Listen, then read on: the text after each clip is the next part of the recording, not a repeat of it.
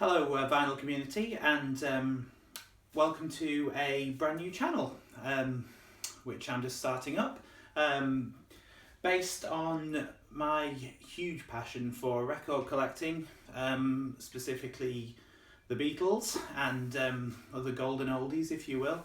But I thought I would start this first video today with mainly a Beatles focus, and see how people like it, and from there on I'm hoping to move on to album reviews and unboxings and talking about various new things are happening in the world of the Beatles and maybe some other artists as well. Just to give you a little background about me, I'm a musician and a huge Beatles fan, have been since I was about 8 years old. And I was introduced to the Beatles through my parents' record collection, as I think a lot of people were. It was a compilation, actually, which I will get to as I go through my collection. And yeah, it just completely got my ear, and I was hooked pretty much from there on in. And in recent years I've added to the collection, and it's getting bigger and bigger as the weeks go on. So I've got sort of two halves to my collection. I'm going to start by taking you through the British releases, and some of the records I've got, and if this video goes down well, then I may show the American albums as well, which I've almost completed. So, to begin at the beginning, I'm going to go through chronologically. So the first record I've got here is Please Please Me, which is of course the Beatles' debut album from March 1963. Absolutely incredible debut album, for young men with everything to prove, and they just completely knocked it out of the park.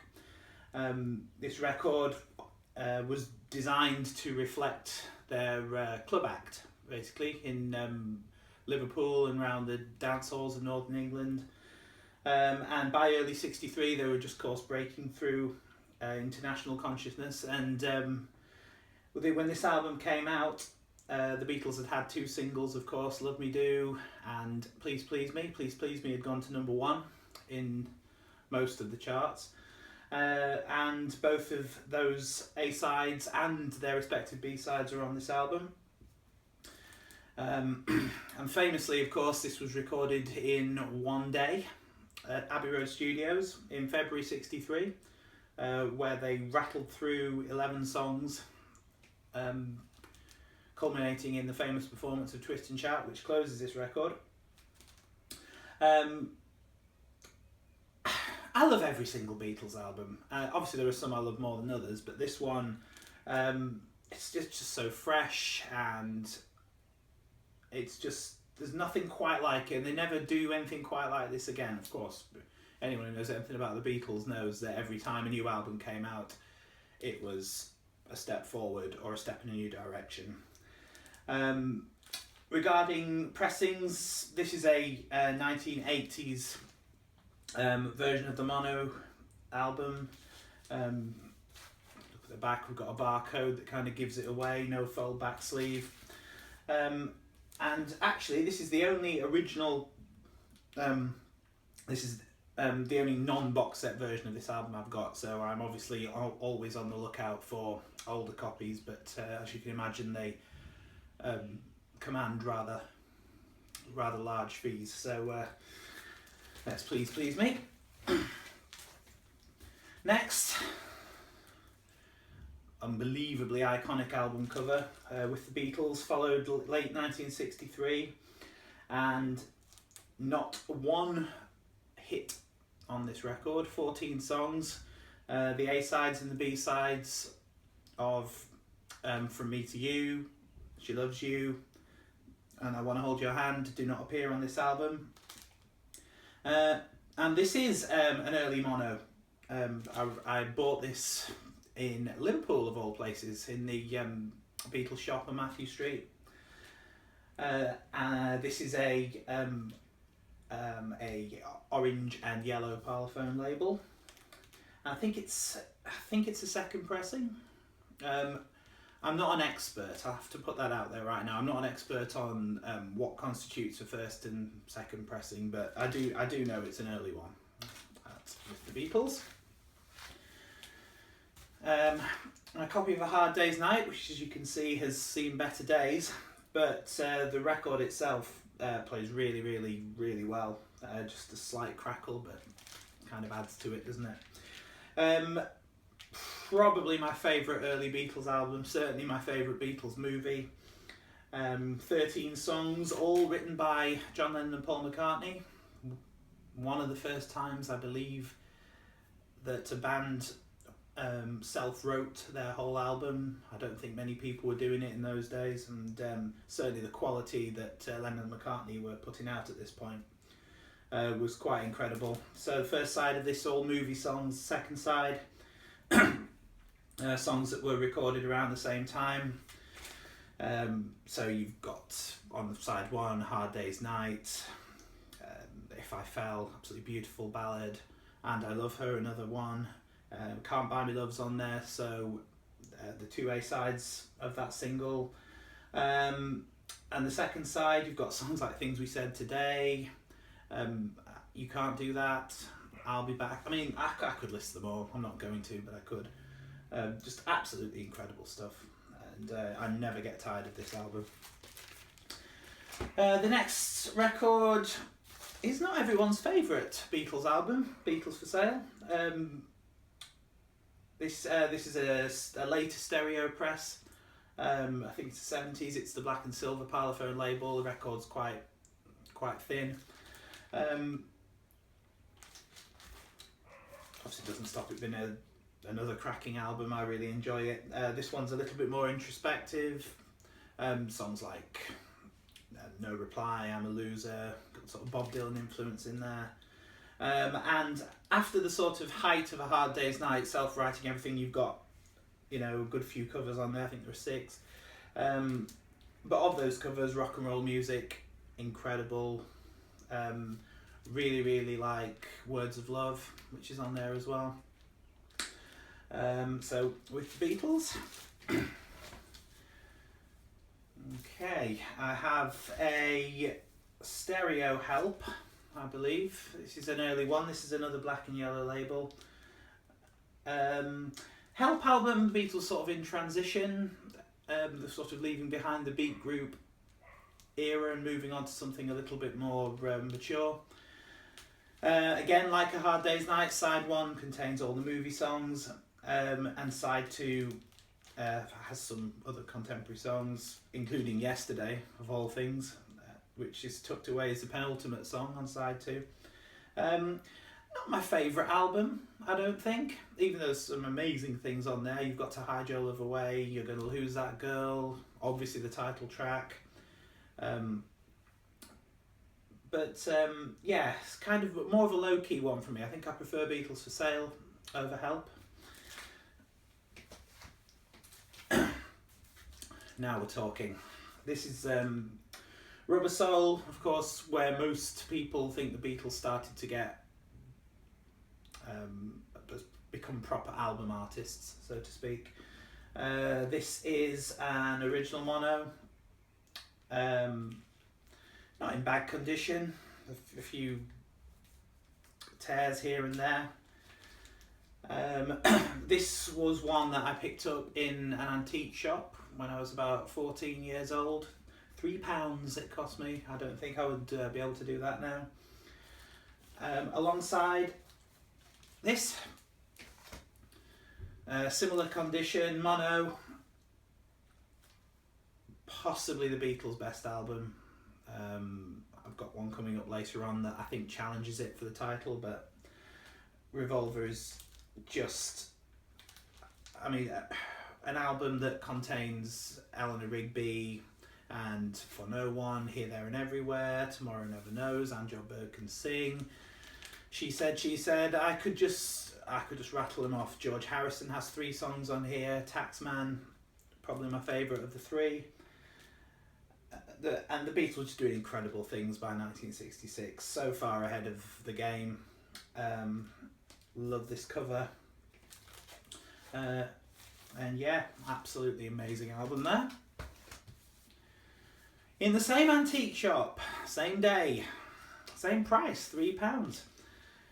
A collection of Beatles oldies which came out after Revolver and before Sgt. Pepper in late 1966. So it was sort of the Beatles' Christmas chart record at this point.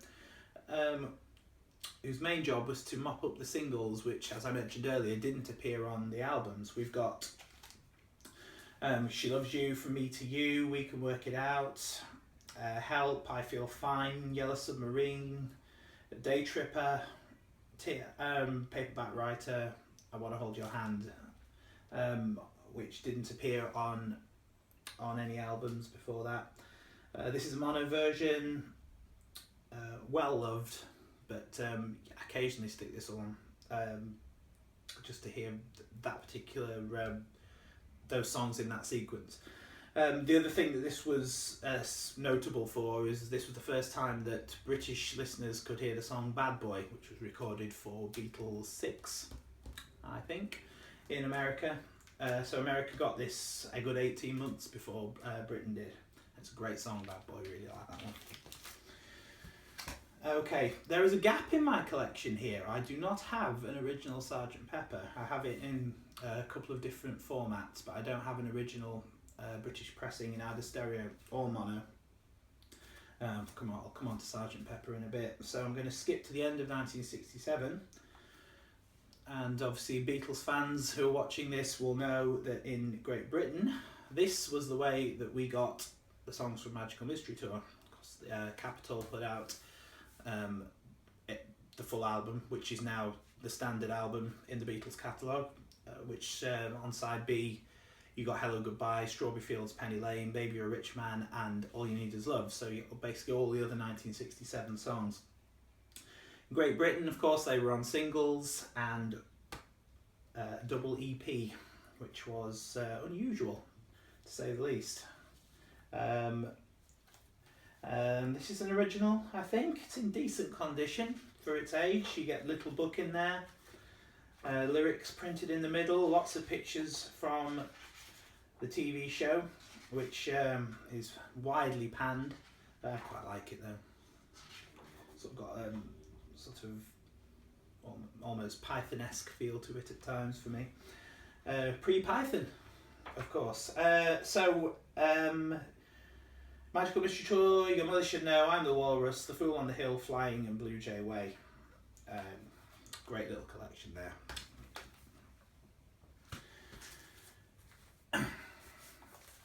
Now, challenging Revolver for my favourite Beatles album is definitely the White Album. This was picked up in the same antique shop on a different occasion to the other ones. Cost me a little bit more. I think it was £12, something like that. And this is a copy of the White Album, and the number on it is 65,257. You can see that a bit closer, which is pretty low, I think. Not in bad condition. It's a UK mono, so it's a top opener. It's got the black sleeves.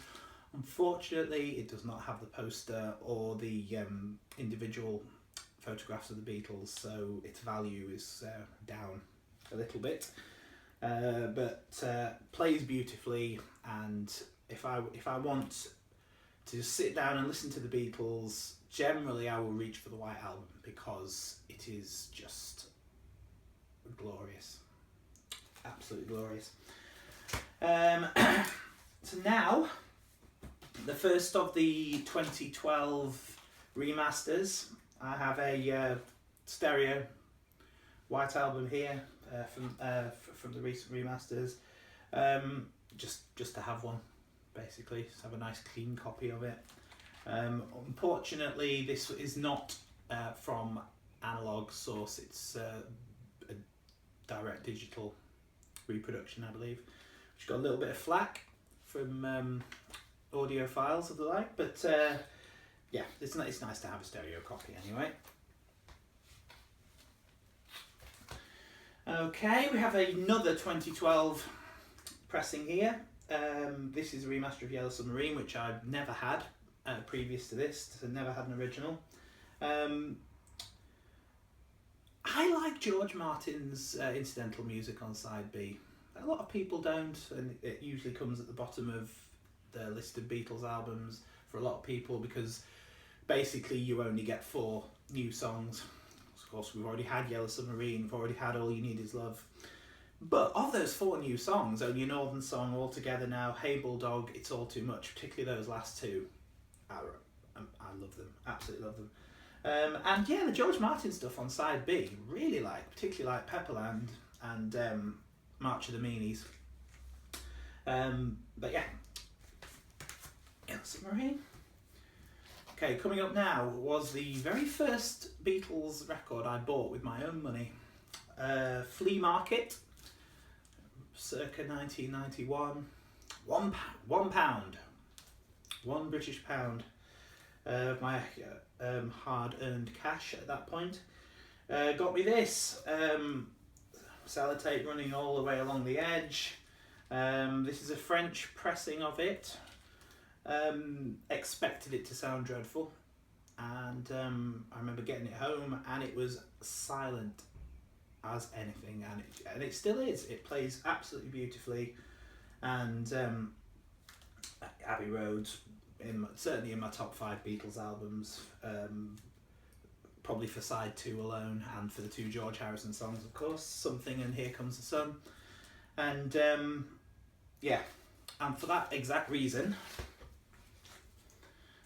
I got a 2012 pressing of that as well. Again, just to have it. The final Beatles released album during their time together, Let It Be. Another French pressing. Yeah, Patty Marconi on the back, got the red apple. Again, not my favourite Beatles album. It's got, I love Across the Universe, but this version is the slowed down orchestra version, which has never been my favourite. Ditto the version of Get Back, I always preferred the single version of that. However, an album that has the title track, I've Got a Feeling, you know, there's good stuff on there, but this is probably my least favourite Beatles album, I would say, overall. He says, buying a 2012 pressing of it, just to have it. Right, so that's the end of the official releases, and then we move on to the post-Beatles compilations. Very, very soon I am going to have in my possession a copy of the Beatles Red album, 1962 to 66, on red vinyl, no less. I have here the Beatles 1967 to 1970. Naturally, this one on blue vinyl. So it's nice to have the set. Unfortunately, this one doesn't have the original blue inners with the lyrics on it. So just had to make do, but I wanted the blue vinyl, so couldn't resist getting that one. I'm almost ashamed to show you this one. This is the Beatles at the Hollywood Bowl, again off a market stall somewhere in the 90s. I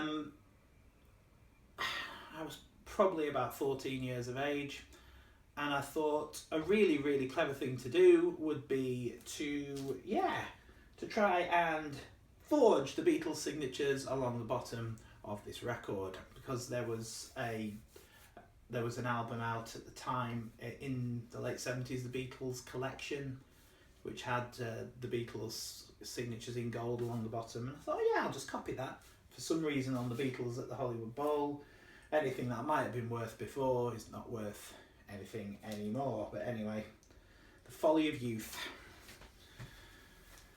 And I got the reissue from last year to go alongside the Ron Howard 8 Days a Week film.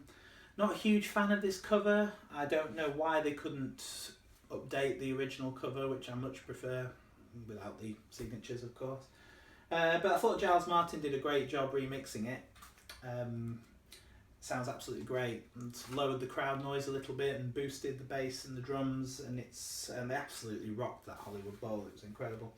But one thing I don't like about it, these bonus tracks at the end, which they kind of shoved on the end after Paul says goodnight, this is our last song, in Long Tall Sally. It's a shame they couldn't have mixed it in with the playlist, but I understand why they didn't. Right, now we come to the album that introduced me to the Beatles. This is my mum's copy of the Beatles' Love Songs, which was a 1977, I want to say, compilation of the Beatles' more mellow tracks on a double disc. And I just remember having this on in the living room, just letting it play and completely falling in love with the Beatles. Yesterday, I'll Follow the Sun, I Need You, Girl in My Life, Words of Love, Here, There and Everywhere. It's a hodgepodge picked from different eras, but it kind of works. I've always thought that the opening tracks and the final track of each side is really strong. Side 2 opens with Something and ends with Yes It Is. Side 3 opens with Michelle and closes with She's Leaving Home. Love song? Not sure. Anyway. And side 4, The Long and Winding Road, and closes with P.S. I Love You. So it just flowed really well, and it completely caught my attention. And every time I hear these songs now on the Beatles' proper albums, I always come back to this one, that's where I first heard it. They say you always remember your first time, and that's certainly the case with the Beatles. So, Beatles Love Songs.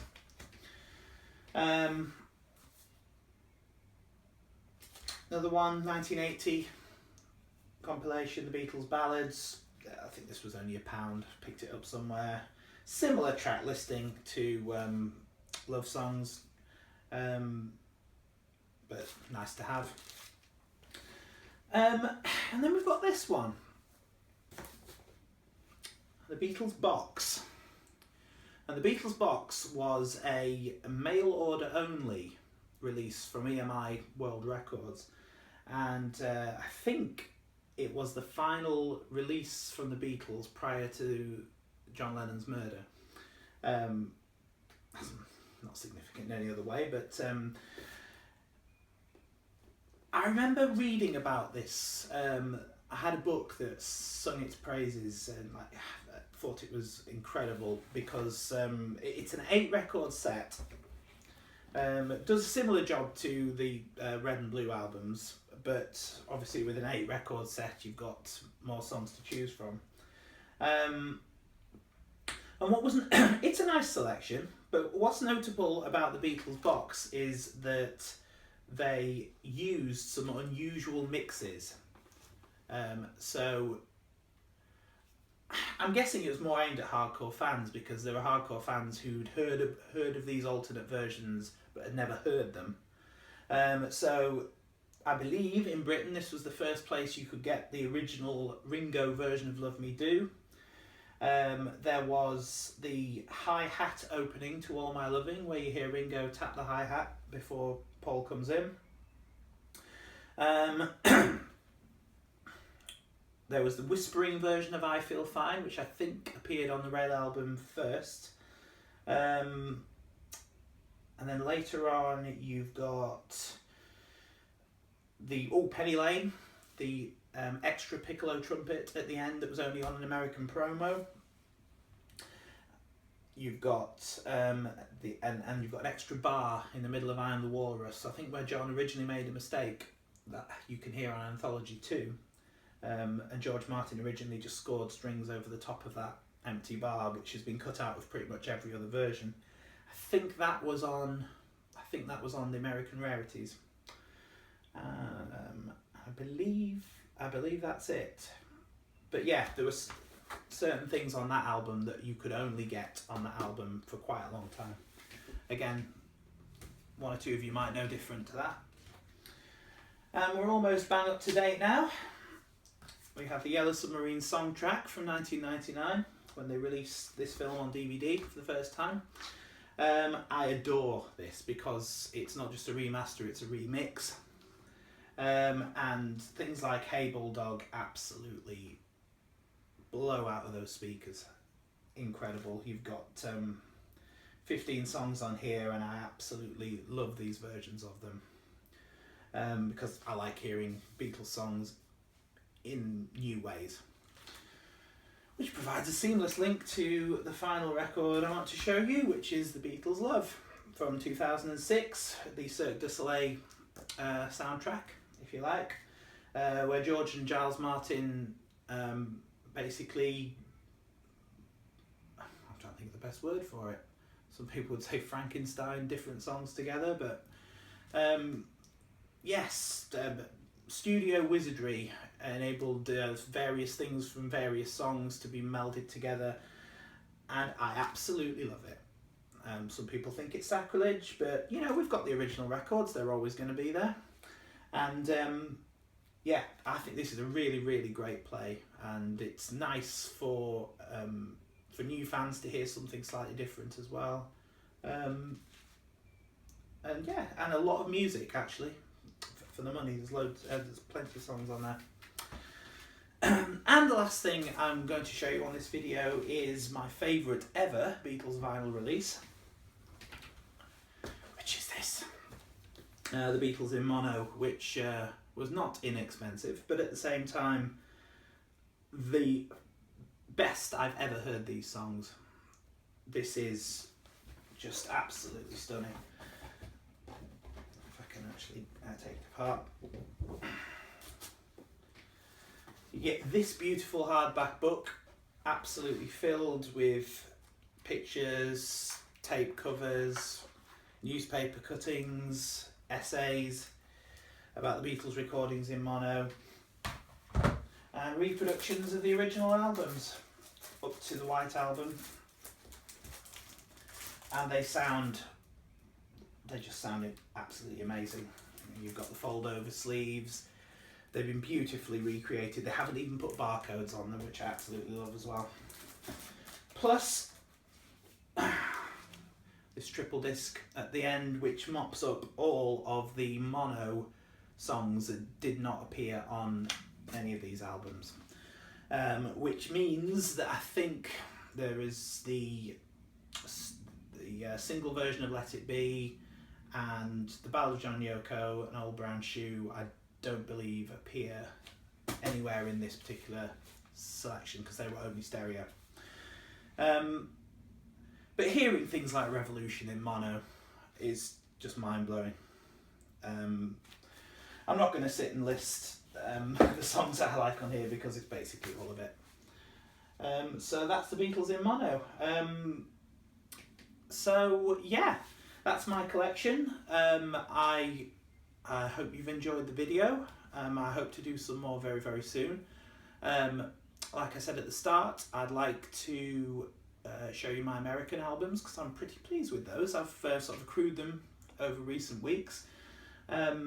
And coming up on the 26th of May is the release of the 50th anniversary of Sgt. Pepper's Lonely Hearts Club Band Deluxe Edition, which I'm quite keen to do an unboxing on, actually, because I'm so excited to hear the remixes and the outtakes and all the extra stuff that comes in that box. So hopefully you'll be with me on that one, and I hope you've enjoyed the video, and I'll see you next time.